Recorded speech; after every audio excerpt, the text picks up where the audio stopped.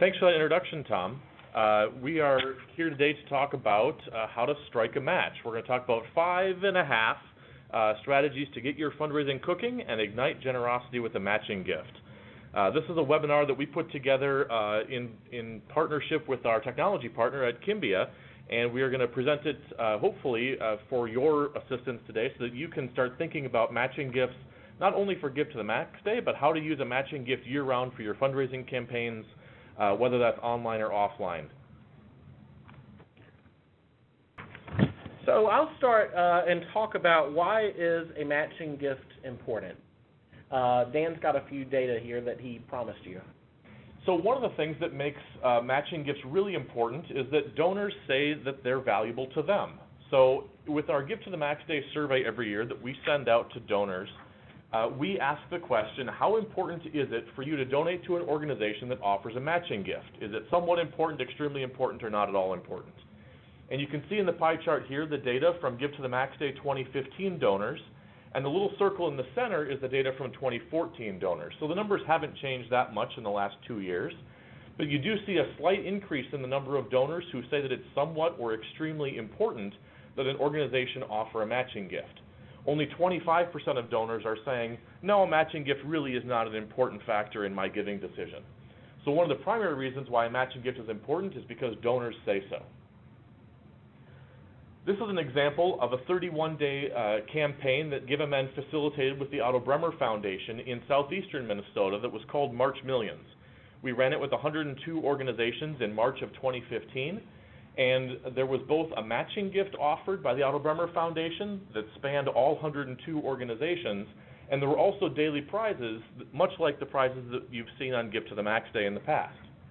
This is the information. Along the bottom axis is the day-by-day giving totals for that 31-day campaign, and the data markers in orange are the data from when there was a match in effect. So the Otto Bremer Foundation put up $1 million in matching money spread across those 102 organizations, and there was basically a race to the million. Now, in the previous year, prior to 2015, all 102 organizations in this campaign had raised less than $250,000 on GiveMN. So I was a little bit shy about whether or not we would actually succeed in raising that full $1 million match during the month of March. Much to my very pleasant surprise, the match was exhausted in just the first 4 days.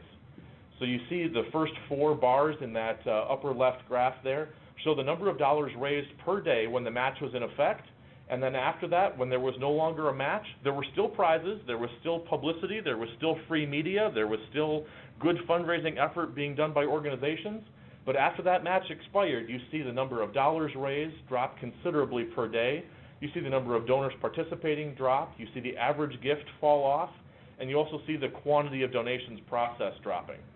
So this is just one example of a campaign where there was both prize incentives and a matching campaign. And I think the data is pretty compelling to illustrate why it is that a matching gift is so important and so moving to donors. So beyond the data, this is kind of our equation that we boil it all down to for matching gifts. You have urgency plus call to action equals maximum results. So the urgency piece there is a matching gifts campaign like Dan just talked about with March Millions. There is an urgency to give now, not later. Don't wait to make your gift.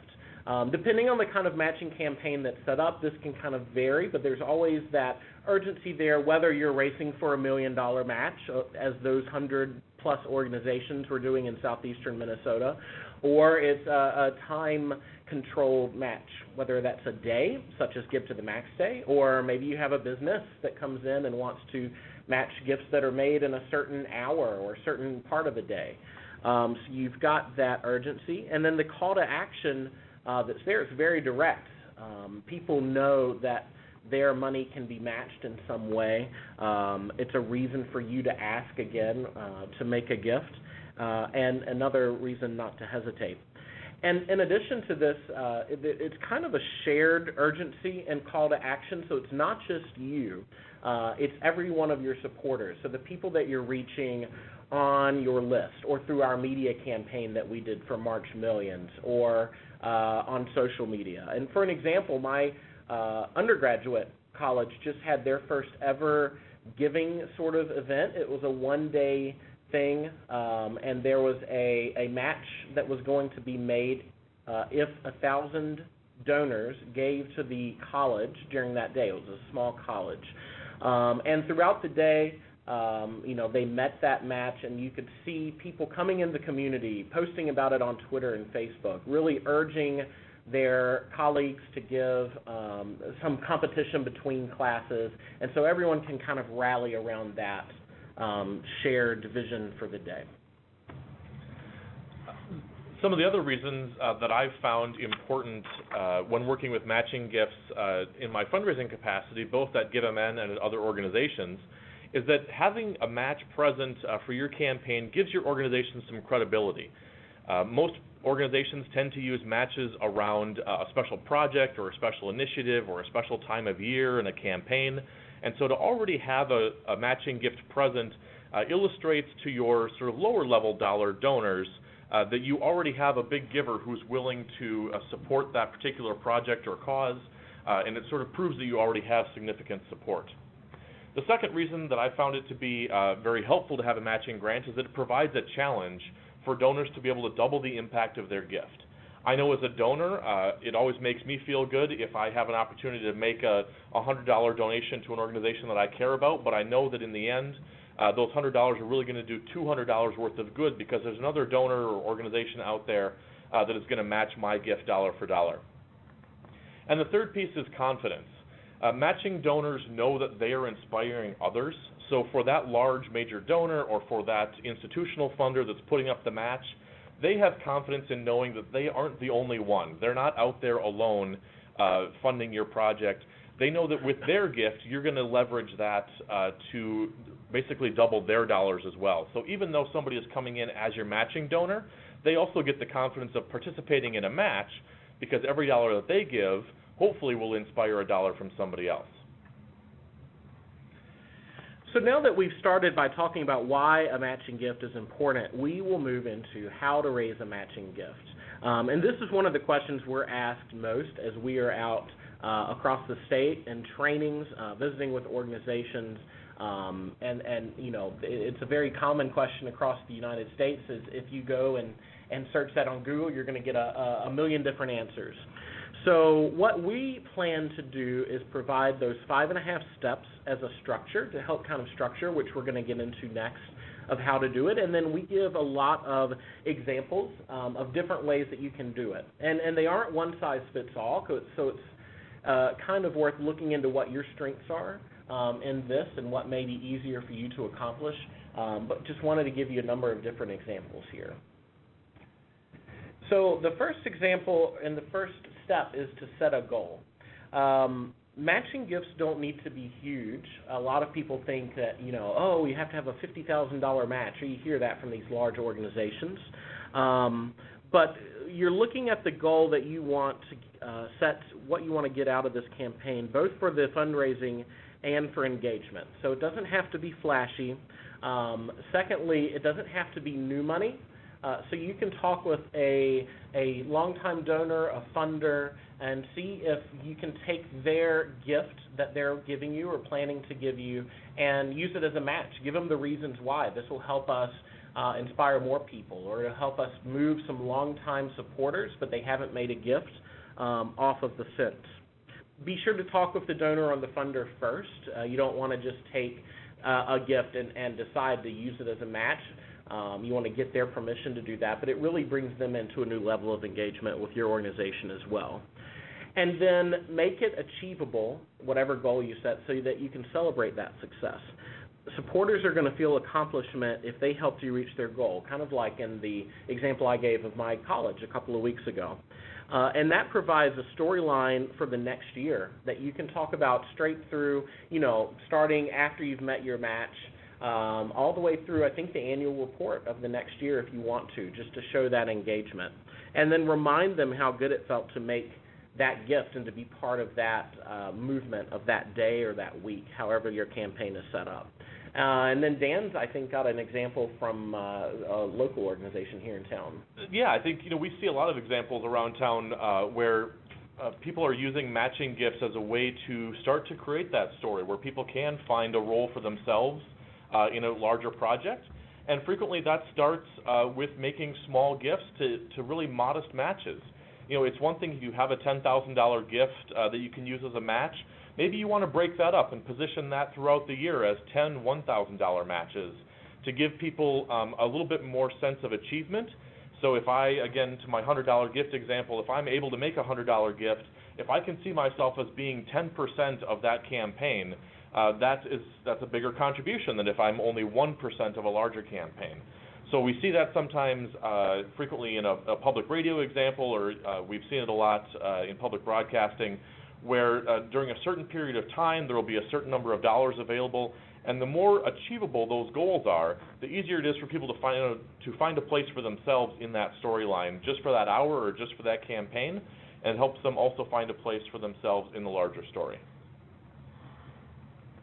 So as we look at step 2 for how to raise a matching gift, this is sort of a list of folks for you to talk to, starting with looking really nearby. So who are your existing institutional funders? Who are those grant makers that you're working with on a regular basis, where you have a great relationship with the program officer or with the family that's managing that institutional fund? Can you talk with them about ways that they can position their gift to you that may already be an existing gift, or it's a committed gift for the future, and position that as a matching gift in a way that maybe wouldn't necessarily have to be recognized? It could be an anonymous gift, but you could use those dollars and talk with those funders about ways that you can leverage their gift to help inspire additional gifts. The second layer of places to look is to your board members. So do you have a board chair who makes an annual gift of $1,000? Is that a gift that you could position as a match? Maybe it's even just to challenge other board members. Maybe your board members in total want to challenge the staff, or you want to take sort of all of those family gifts and challenge those folks on your annual mailing. However it is that you want to structure your matches is a great way to do it, as long as you're inspiring others. So think about your major donors and the folks that might be making larger gifts to you on an annual basis, and again, how they can feel like they're doubling their dollars as well by positioning it as a match. And then obviously you can always talk to your key staff, your executive director, your sort of vice presidents or directors in your organization, those folks that are really leaders within your staff family, or those key volunteers who are really at the helm of your organization. And then go out and talk to local businesses too about how they can see themselves fitting in. And maybe there's a little bit of a promotional aspect to a match. Maybe maybe a local restaurant is going to match dollars, but then they're also willing to give you 5% off on your next dinner or something like that. You can always structure things really creatively with sponsorships and matches, but make sure you're thinking outside the box about places to go to look for a match, and don't hesitate to talk to people about the power of doubling their dollars. Yeah, I think kind of to go on the local businesses piece there, you might have some businesses in your locale, your city, your neighborhood, or some businesses that are friendly with you that have supported you in the past, and then just reaching out to them with that idea and concept. Explain to them how you think it'll help your organization raise new money, and then I would say go to them and present a plan. Of course, you'll have a chance to hear feedback and work their feedback into that, but present a plan to help them see how their support can fit into that. Explore kind of creative plans. A lot of businesses want to drive traffic. So think how in-person driving traffic could be a part of that campaign. And then you see a lot of percentage nights, and they work for a reason, because the business wants to be seen as giving and supporting local organizations, but they also want increased business as well. And if they have a nonprofit or a school sending people there to make purchases, it's kind of a win-win for everybody there. And Dan had mentioned, a restaurant, for example. We have a group of restaurants you may be familiar with if you're in the Twin Cities, the Blue Plate Group, and they have worked with a number of organizations now for several years with their Eat to the Max campaign as part of Give to the Max Day, where they would promote Give to the Max Day for a certain number of nonprofits. They would even create special drinks or dishes, and just really adopted the spirit of the day and made a big fuss about it on behalf of the organizations and the causes that they cared about. So for step 3 now, looking at how we actually solicit that match. And then if you're a fundraiser, you're familiar with the first bullet point, is the golden rule of fundraising. So asking, and this gives you a reason to ask in a different kind of way. If you're asking a longtime donors or board, it shows them, how a gift that they make, even if it's additional money that they don't normally give, or even an existing gift, how that they can use that, how you can use it to engage with your supporters. And then Dan mentioned before, pooling gifts. So if you have 5 board members that are willing to give $500 apiece, there you have a $2,500 match. And then tie it into your existing fundraising plans as well. Maybe you don't want to over-ask attendees of an event or board members to give again so soon. We hear that a lot. People are afraid of making too many asks of people who are already generous supporters. But challenge them at that event to make a small donation that will be used as a matching gift. And when the matching campaign happens, whether it be online or however you're going to work that campaign, to go out and promote it and to be your champions for that. And then talking about your recognition opportunities. Thanks to our board of directors, and then double your gift with the helps of Don's Diner, the examples we gave there. Work those into your plan that you present to the people who are going to make that gift. And then as well, it can always be anonymous, and perhaps that's a little bit more mysterious as well. But that even says something, that there are people out there that don't want the recognition and truly believe in your organization's mission enough to make that gift. So the next piece is who can support you. And this is where your marketing and communications kind of drives the campaign. And it's even helpful to have a general idea of how you're going to promote your match before you approach the matching gift donors to begin with. Because you can help them visualize how it's going to take place and even get their feedback of what would be helpful to them. But ways that you can do it is posting the match on your page or information about it, whether it's your GiveMN.org profile page or your organization's web page. And, this is one piece of information on Give to the Max Day. We actually have the little button, I don't know if you remember, at kind of the top right next to the total amount raised that said See Matching Gifts. And it took people to a curated list of every organization that had a match listed on GiveMN.org. And again, we'll get into how you can post a match there at the end of the webinar. And we see that on Give to the Max Day 2015, that increased the match visibility by 240%. So we had a lot of people that went to that page and were searching for somewhere that they could double their dollar or triple it. And then the last piece a lot of people here kind of forget about is this is where your social media, your email, word of mouth, media partners, all of those kind of marketing tactics that you do year-round is really your way to tell the story of this match and help people understand what it will mean for you. So you can be direct with it. You can be kind of coy. I've seen some people do a teaser, something big is coming on November 17th, and then kind of tease it out from there. And then thinking about what is your match structure? Is it going to be $1 for $1 up to a certain amount? Or a number of donors will unlock a gift that people have pulled together to support?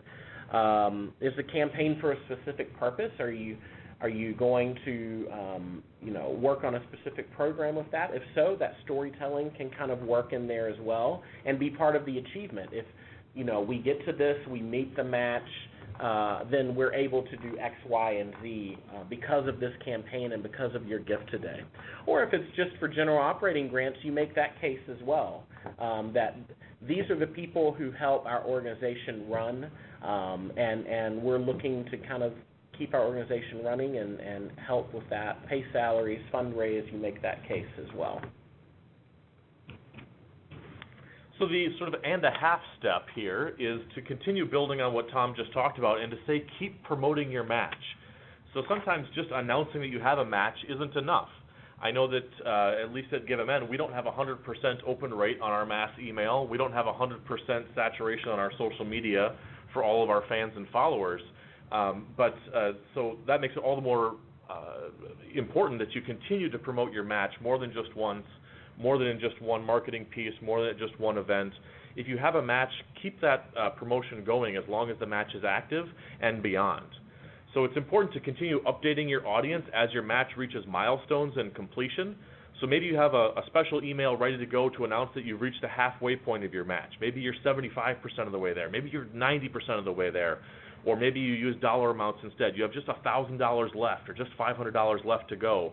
And talk about when there, in some cases, if your match performance is slow, talk about, we still have a long way to go, but it's really important that, we get this playground built for this neighborhood that really needs it, and these kids that need a safe place to go after school, or kind of whatever your story is. You can always highlight your progress at any point and continue making a solid case for your mission.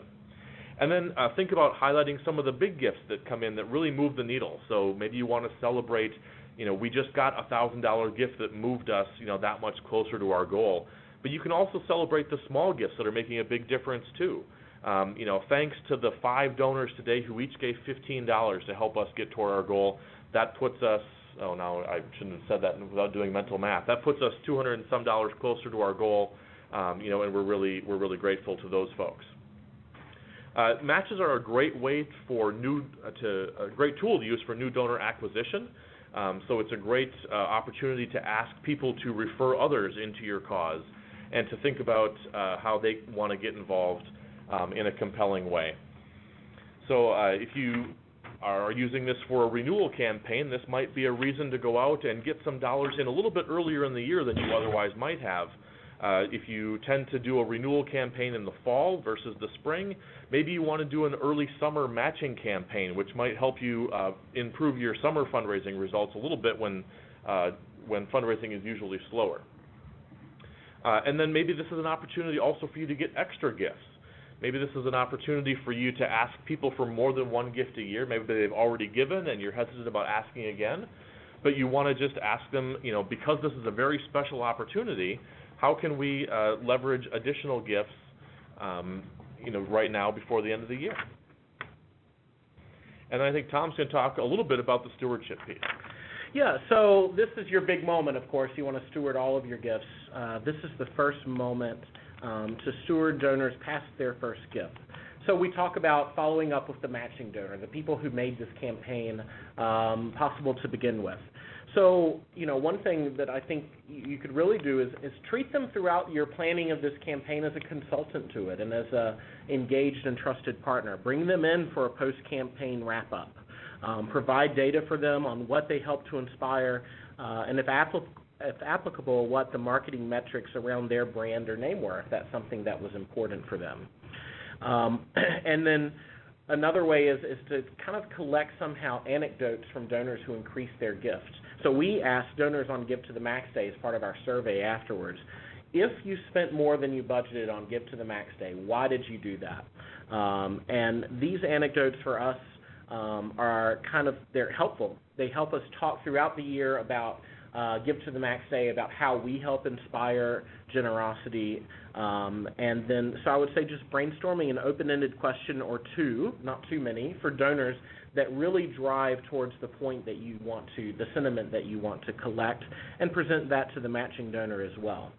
Yeah, that's a great point, Tom. It's also worthwhile remembering that even major donors can participate in a matching gifts campaign as a way to really stretch their gifts and to continue sort of adding to the amount that they might give to you throughout the year. So even if this is not just for sort of those grassroots campaigns, but matching gifts can also be an inspiring piece of a major giving campaign as well. And then you also want to follow up with your online donors. Of course, you always want to give them a thank you note for any gift that they receive, but I think this provides an opportunity to really bring them in and engage them even more with your mission. We know a lot of matching gift campaigns will nudge supporters to make their first gift. Maybe they've, as you would say in the online world, they've been lurking for a while, they follow your Facebook, maybe they thought about volunteering for your organization, but they know that because of this doubling their gift, that they'll go ahead and come off the fence and make their first gift to your organization. So knowing that you might have a number of first-time donors, if you're able to collect that information, plan specific messages for those. And it could be something that just acknowledges that they are a first-time donor. Of course, you want to be sure that that's the case. Or, just a line of communications that you segment to them that will kind of bring them into your organization's fold and give them other ways to support you as well. And then I would say also tie it back to the match. So the example here we give was reminding them that their money was matched and it was doubled. And as you can see, the last part of that sentence is tying it into your impact as well. So that goes back to the storytelling piece. If you're able to tell a story about a project that you're funding because of this, or just generally what this money will mean for your organization, it's always nice to go ahead and tie that back in. So what's the best way to add a matching gift to your GiveMN page? First, the best way to start is to go to GiveMN.org, where you can then click through or scroll down, to the bottom of the website where you can see the administrator login button next to the big yellow arrow. If you have logged in through the fields at the top of the page, there's a good chance that you're going to end up on your own personal donor profile where donors can track their giving. But to administer the page for your organization, scroll to the bottom of any GiveMN page and click the big yellow administrator login button. Next, you're going to see the login fields where you can enter your email and your password. Then click the login button. If you, for some reason, have forgotten your password or need to reset it, there's a reset password link right there for you, and it's very easy to do. You'll just get an email confirmation at the email address that you've provided, and you can reset your password that way all by yourself. If you don't yet have access to your administrative area for your organization, you can fill out the form that's below that login space, and that will submit a request to our team here at GiveMN, and we will get you set up as an organization administrator for your organization, where you can log in and manage all of the story components and all of the matching gift components of your page, as well as access donation and disbursement data for the gifts that you've received through GiveMN.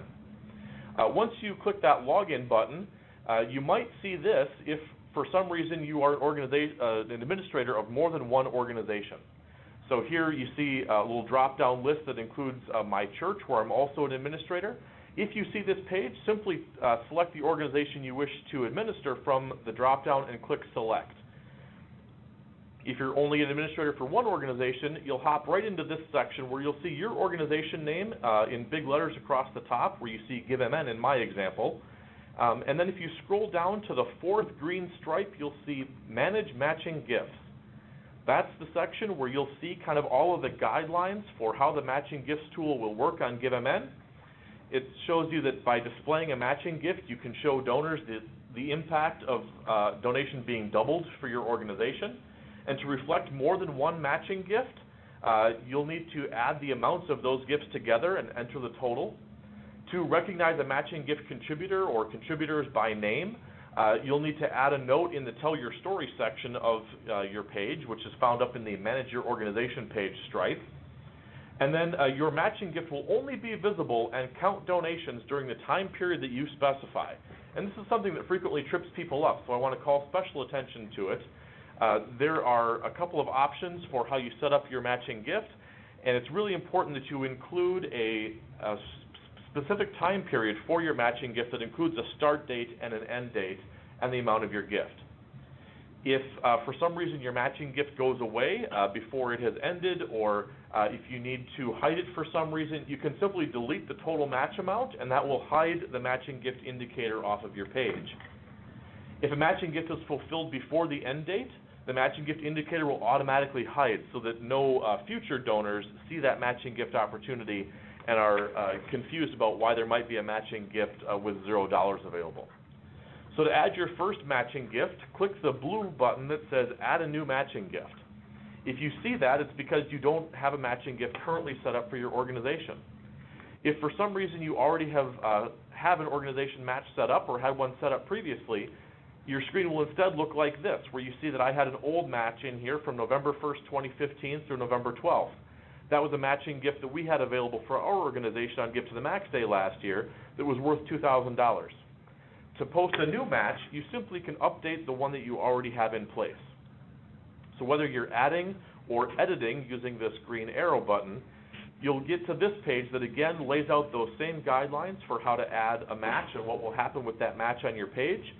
And here you see the old information from the match that I already had posted.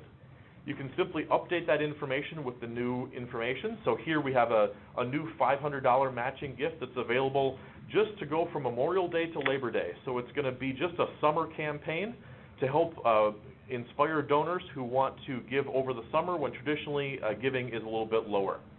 So you can select from the simple calendar fields the start and end date. Your end date does have to be after your start date, so there is a little bit of logic built in for that.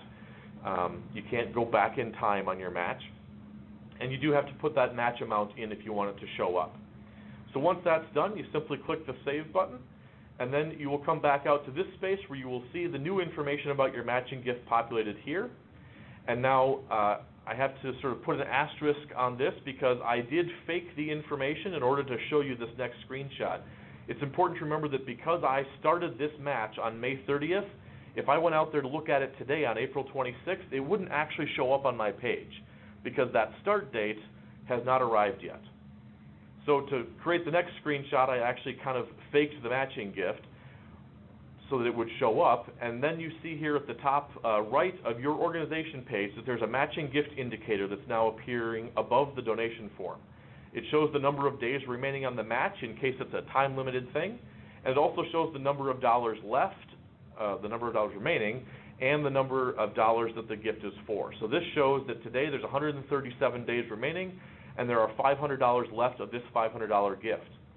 Now, as donors make their gift through the donation form right below it, that first number will start to deprecate. It will go down a little bit by the increments of the gifts that are being made. So if I were to make a $100 gift right now through our page, that number, when I reloaded the page or when another donor came to that page, it would show $400 left of the $500 gift.